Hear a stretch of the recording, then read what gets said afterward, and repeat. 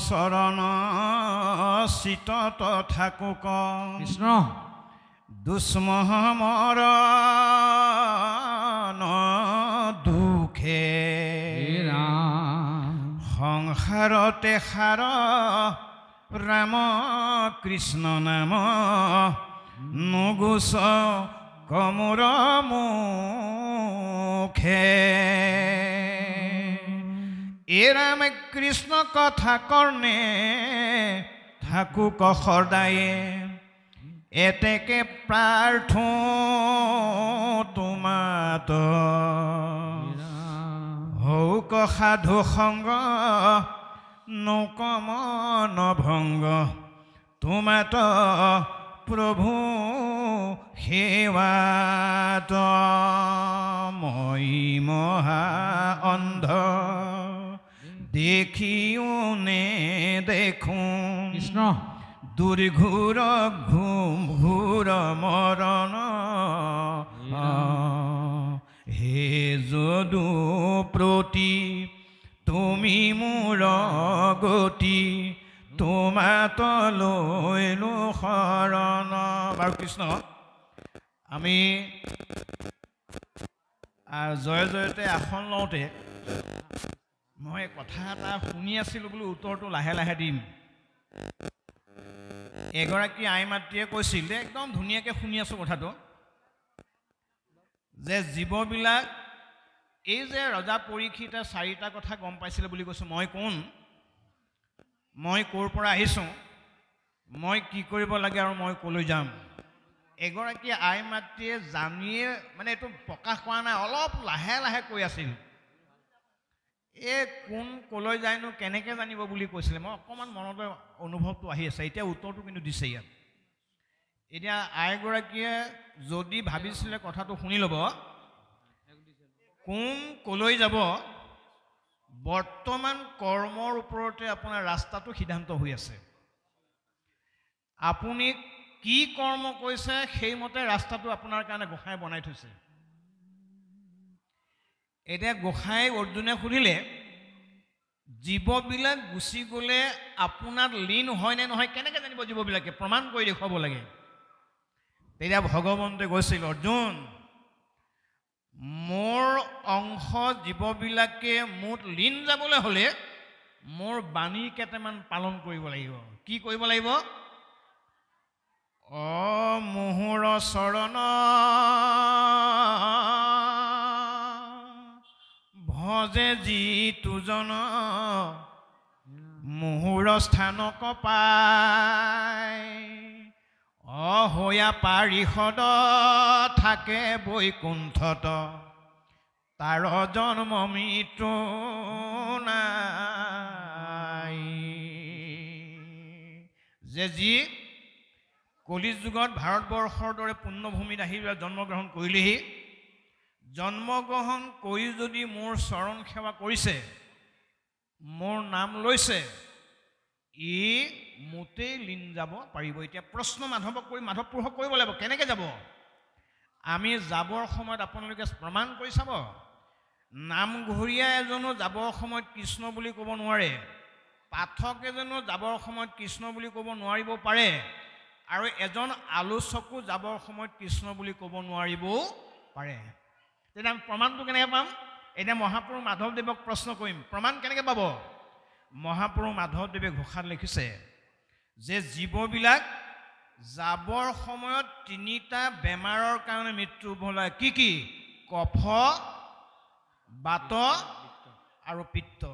এই তিনিটা কাৰণত জীৱবিলাক ইয়াৰ পৰা গুচি যাব লগা হয় এতিয়া আমি যে নাম ল'লোঁ আমাৰ লাভটো কি হ'ব ভগৱন্তই কৈছে জমা কৰি থ'লে তুমি খৰচ কৰিব পাৰিবা কিন্তু জমা তোমাৰ থাকিব লাগিব এতিয়া জমা ক'ত থাকিব আমাৰ প্ৰশ্ন কৰিব লাগিব আমি যিমানবিলাক স্কুলৰ শিক্ষা গ্ৰহণ কৰিছোঁ এইবিলাক জমা থাকে মগজুত এই যে ৰাতিপুৱাৰ পৰা এতিয়ালৈকে আমি ঈশ্বৰৰ কথা শুনিছোঁ যদি আনন্দ মনেৰে শুনিছে তেতিয়াহ'লে নাম জমা থাকিব অষ্টদল পদ্ম বুলি মহাপুৰুষ মাধৱদেৱে ঘোষণা কৰিছে অহিয়াৰ মাজে নামৰ ভাণ্ডাৰ মুখে বাজ হৈ ৰাম নামে মাৰণা মাৰিয়া পাপ কত কৰা ক্ষয় গতিকে আপুনি নিৰক্ষৰ হ'লেও ৰাম নাম জমা থাকিব পাৰে যদিহে আপুনি নাম জমা কৰি ৰাখিব পাৰিছে নাম জমা হ'লে ক'ত থাকিব আমাৰ মহাপুৰুষ মাধৱদেৱে কৈছে যে কৰ্ণ পথে ভকতৰ মন আৰু কৰ্ণৰ লগত সম্পৰ্ক ৰাখি যি নাম শুনে কৰ্ণ পথে ভকতৰ হিয়াত প্ৰৱেশী হৰি দুৰ্বাসনা হৰে সমস্তৰ গতিকে নাম যদি আমি সঁচাকৈ পদ্ধতিমূলকভাৱে জমা কৰিছোঁ আপুনি বন্দুকৰ গুলিতে মৃত্যু হওক বাছ দুৰ্ঘটনাতে মৃত্যু হওক প্ৰাকৃতিক দুৰ্যোগতে মৃত্যু হওক বেমাৰতে মৃত্যু হওক আপোনাৰ নামে কিন্তু আপোনাক ক্ৰিয়া কৰিবই গতিকে আমাৰ নাম জমা থাকিব লাগিব সেইকাৰণে এতিয়া এওঁলোকে স্বীকাৰ কৰিছে যে আপোনাৰ কথাখিনি যে আমি মৃত্যুৰ সময়ত শুনিবলৈ পালোঁ ইয়াৰ পৰাও আমি নিজকে ধন্য আৰু কৃতকৃত বুলি অনুভৱ কৰিছোঁ কাৰণ আমাৰ মৃত্যু কেতিয়া হয় কোনেও নাজানে আজি নামঘৰৰ পৰা যাওঁতেনো কাৰোবাৰ মৃত্যু হ'ব পাৰে বা নামঘৰলৈ আহোঁতেনো মৃত্যু আমি এইবিলাক নাজানো গতিকে আমাৰ নাম নৰ আৰু ভগৱন্তই জানে গতিকে ভগৱন্তৰ নাম হ'ল নাৰায়ণ তুমি নাজানা সখী ভগৱন্তই অৰ্জুনক কৈছে তুমি নাজানা সখী মই জানো ভালে সিকাৰণে আমাৰ দুইকো নৰ নাৰায়ণ বোলে তুমি নাজানা গতিকে তোমাৰ নাম নৰ আৰু মই জানো গতিকে মোৰ নাম হ'ল নাৰায়ণ নজনাজনে জনাজনৰ যেতিয়ালৈকে আশ্ৰয় নোলোৱা তেতিয়ালৈকে এই সংসাৰৰ পৰা তৰি যাব নোৱাৰিবা এইকণ সময়লৈকে শৌনকৰ প্ৰমুখে ঋষিবৰ্গে সূতৰ ওচৰত নিজৰ আত্মাৰ পৰিচয় কৰাই ভগৱন্ত বুলি তেওঁতে লীন গৈ এইকণ সময়লৈকে কথা বাৰ্তা আলোচনা কৰি আছে ইয়াৰ পাছত কি কৈছে আমি অকণমান শুনি ল'ম চৰণে বিক্ৰয় গৈলো কৃপাময় কৃষ্ণ নকৰিবা বাপসদ জৈতে তৈতে মৰো যেন পাখৰো অৰুণ চৰণ পদ্ম কত কোটি জন্ম সংসাৰত ভ্ৰম নেৰাইলো যাতনা তাপ লোভে মোহে অন্ধ হইলো প্ৰাণ কৃষ্ণ তোমাক নজানি বাপ মই মহাদিন তুমি দয়াশীল কৰিও উচিত কাম কৃষ্ণ কৃষ্ণ কিংকৰে কহে নিৰন্তৰে ডাকি বোলা ৰাম ৰাম হৰি ৰাম ৰাম ৰাম ৰাম কৃষ্ণ পৰীক্ষিতৰ ওপৰত ব্ৰহ্মশাপ পদ নিগদতি ভূত শুনা শৌনক সম্প্ৰতি যেন মহাসাপ ভৈল নৃপতিক প্ৰতি এহি মতে পৰীক্ষিত নৃপবৰ মহাপৰিষদে যেন দুটি পুৰন্দৰ ভৃত্য যেন খাতে পৃথিৱীৰ যত ৰাজা পুত্ৰটো অধিক কৰি পালিলন্ত প্ৰজা ভকতৰ সংগে ৰংগে জম্বুদ্বীপপতি লগাই লালুকত মহা হৰিত ভকতি হে ৰাম নিগহিলা কলি ভৈল হয়তৰ ব্যৱস্থা জগত ব্ৰাপিলা নিপ তীৰ যশ কথা অদিনকে ধনুক ধৰে ননিপতি মনক গৈলন্ত মিগ মাৰিবা কপতে হে ৰাম পলাই মহামিগ গোট বিজুলি চতকে তাৰ পাছ লাগি যান্ত নিপতি গোটকে পীৰাই লৈ ভাগৰে খেদি গৈলা কতো দূৰা ভৈলন্ত নিপতি সুদা তৃষ্ণা তয়া তোৰা এ ৰাম বিচাৰি নপান্ত জল হুয়া মহাশ্ৰান্ত আছে আশ্ৰম এক পাছে তাতে পখিলন্ত দেখন্ত শ্ৰমিকৰি পদ্মাসন কৰি বায়ু মন নিৰোধিয়া আছে ধ্যান ধৰি হে ৰাম মহান্ত চিন্তয়াও যাওলা যাতা ভাৰ অমিলি গৈল সমাধি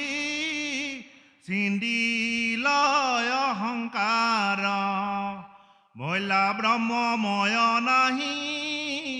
গাঁৱত চেতন উদাতুৰ হৈয়া ৰাজা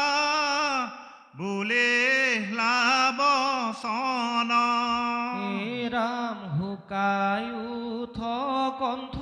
মুক কৰ জলদান দুনাই দুনাই মাতন্তনে দন্ত সমিধান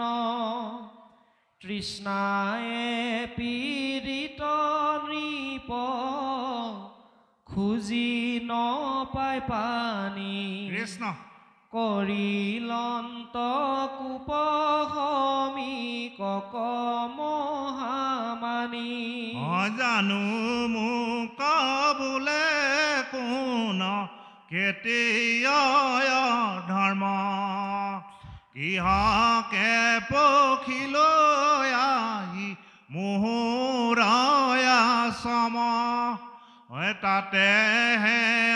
বাগামুক কৰে মান আখি মুদি বখি ধৰি আছে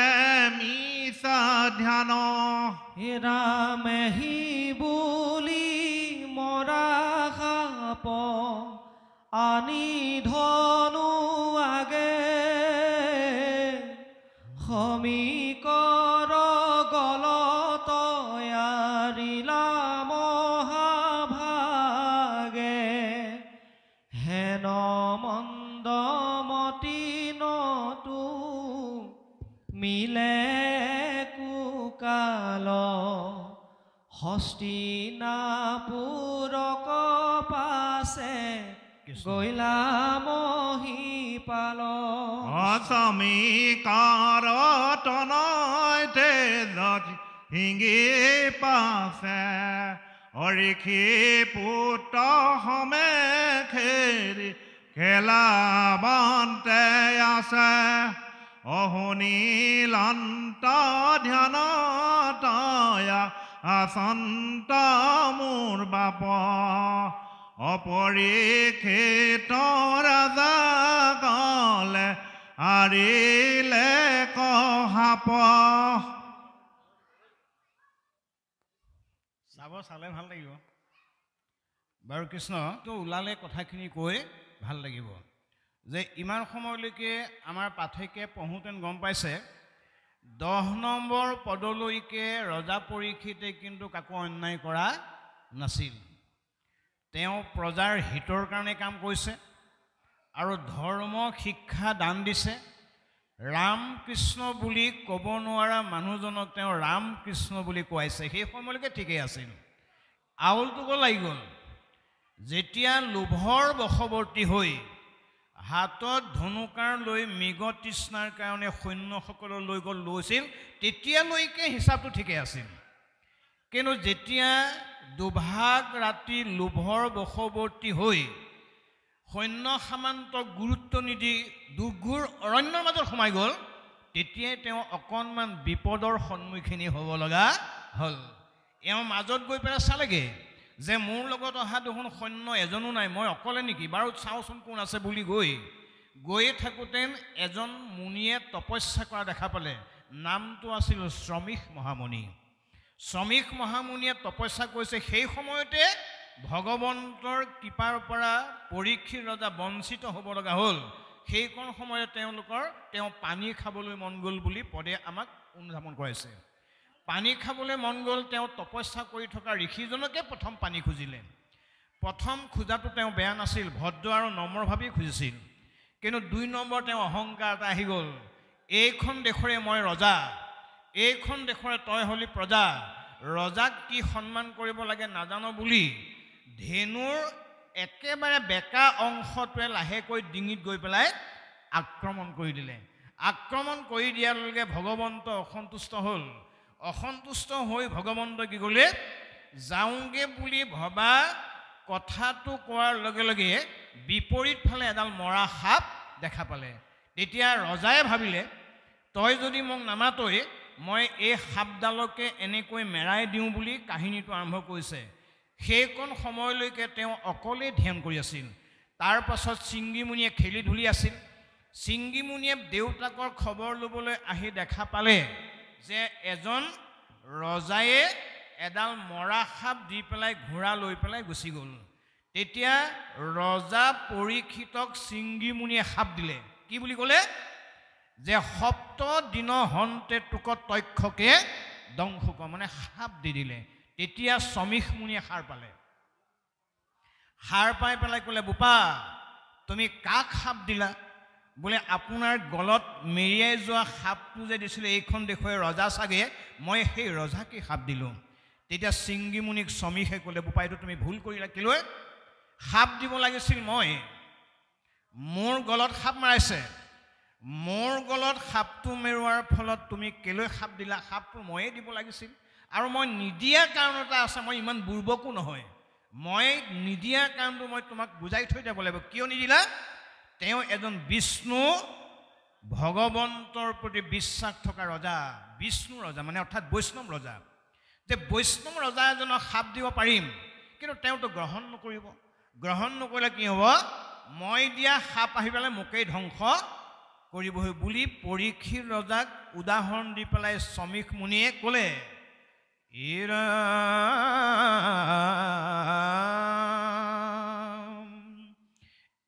জানো কৃষ্ণ দাসে হেন নকৰে বিঘাত অমোচন পাপ আবে ৰহিব মাত আমি দিয়া সাপ যদি তেওঁ আশীৰ্বাদ বুলি লয় সেই সাপৰ কাৰণে আমি নিজেই ধ্বংস হ'ব লাগিব বুলি তেওঁ অনুভৱ কৰাইছে। ইয়াৰ পৰা আমাক কি বুজাব গৈছে? ইয়াৰ পৰা বুজাইছে এইটোৱেই যে আমি কাৰোবাৰ হৈ পেলাই কোনোবাই সাপ দিব নালাগে। যদি আপুনি সঁচাকৈ ভগৱন্তৰ প্ৰতি বিশ্বাস আছে, ভগৱন্তক যদি আত্মা বুলি স্বীকাৰ কৰে, আপুনি সাপটো ভগৱন্তই আপোনাক পোনপটীয়াকৈ নিদি আনৰ দ্বাৰাই প্ৰয়োগ কৰাই দিয়ে। এইটোৱে ভগৱন্তৰ মহিমা বা। সেইকাৰণে এই মহিমাৰ পৰা আমাক বুজাইছে। আৰু তিনিটা কথা ইয়াত অকণমান লাহে লাহে ক'ব। এই তিনিটা কথানো কি?